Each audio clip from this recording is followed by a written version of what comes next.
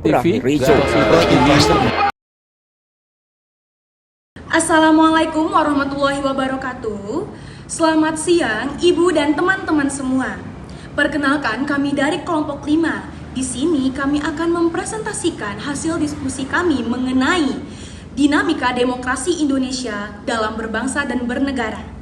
Sebelumnya, perkenalkan saya Fasya Trisandia dengan NIM 251011208 selaku moderator. Di sini saya juga ditemani dengan rekan-rekan saya. Perkenalkan, nama saya Ren Salvatore Saloho dengan NIM 2510112201. Nama saya Nadia Syahrani Sitanggang dengan NIM 2510113188. Saya Fazli Dava Ramadan dengan NIM 2510113080. Perkenalkan, saya Aulia Rahma Zuhra dengan NIM 25101128. Perkenalkan, nama saya Audia Syifa Maharani dengan NIM 2510112024. Saya Nadia Indah Putri dengan NIM 2510112034. Perkenalkan, nama saya Nayara Gusindra dengan NIM 2510113134. Demokrasi adalah perwujudan kedaulatan rakyat. Di Indonesia, demokrasi telah mengalami berbagai dinamika. Hingga kini, kita menjalankan demokrasi Pancasila sebagai dasar kehidupan berbangsa dan bernegara.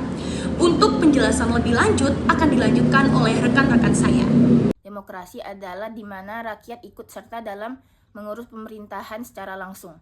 Definisi demokrasi menurut Abraham Lincoln adalah demokrasi adalah dari rakyat, oleh rakyat, dan untuk rakyat. Jadi demokrasi itu berdaulat dari rakyat dan negara itu dijalankan atas kehendak rakyat. Dan yang kedua ada demokrasi terpimpin. Ciri sistem politik pada periode ini adalah dominasi peranan presiden, terbatasnya peranan partai politik, berkembangnya pengaruh komunis, dan meluasnya peranan ABRI sebagai unsur sosial politik. Dalam praktik pemerintahan, periode ini banyak melakukan distorsi terhadap praktik demokrasi.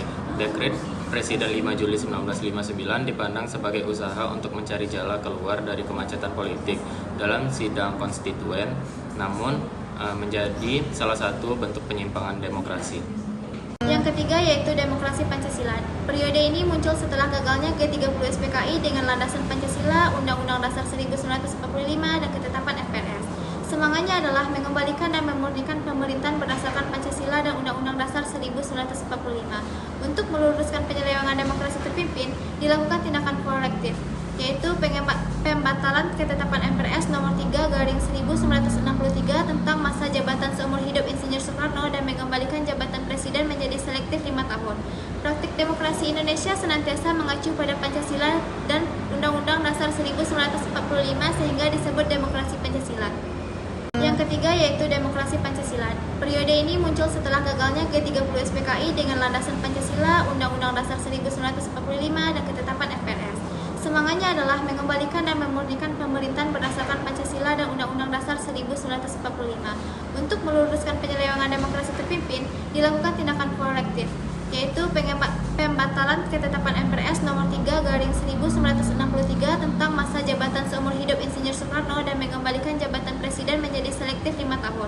Praktik demokrasi Indonesia senantiasa mengacu pada Pancasila dan Undang-Undang Dasar 1945 sehingga disebut demokrasi Pancasila.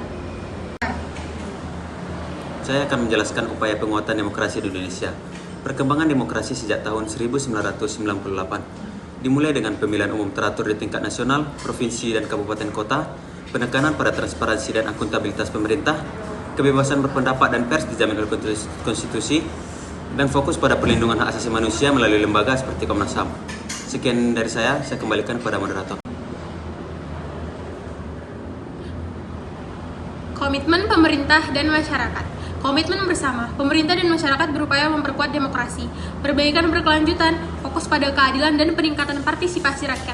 Perjuangan hak, masyarakat sipil berperan dalam mengawasi pemerintah dan mendorong perubahan positif. Ada beberapa tantangan yang dihadapi dalam dinamika demokrasi Indonesia dalam berbangsa dan bernegara. Yang pertama, korupsi yang masih menjadi masalah serius. Selanjutnya ada ketimpangan sosial dan ekonomi, tantangan dalam sistem hukum. Langkah-langkah konkret yang dapat kita lakukan, yang pertama, pembentukan KPU dan KPUD untuk pemilihan umum yang transparan. lalu undang-undang untuk melindungi kebebasan berekspresi dan memperkuat penegak hukum, dan yang terakhir peningkatan partisipasi masyarakat sipil melalui organisasi non-pemerintahan dan gerakan. Demokrasi yang kuat menciptakan Belum sistem demokrasi. bentar ini suara motor.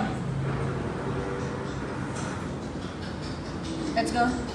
Demokrasi yang kuat menciptakan sistem demokrasi yang inklusif dan berkelanjutan, kesejahteraan dan keadilan, mencapai tujuan kesejahteraan dan keadilan bagi seluruh rakyat, partisipasi aktif, mendorong keterlibatan semua elemen masyarakat dalam proses politik.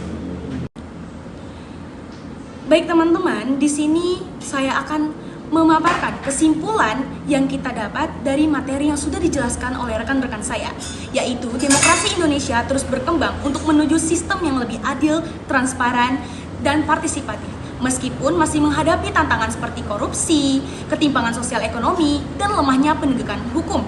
Komitmen pemerintah dan masyarakat sangat penting untuk menjaga nilai-nilai demokrasi. Harapannya, demokrasi Indonesia dapat menjadi kuat, inklusif, dan mampu mensejahterakan seluruh rakyat. Setelah saya menyampaikan kesimpulan tentang presentasi pada hari ini, kita akan masuk ke sesi tanya jawab. Bagi teman-teman yang ingin bertanya, dipersilahkan.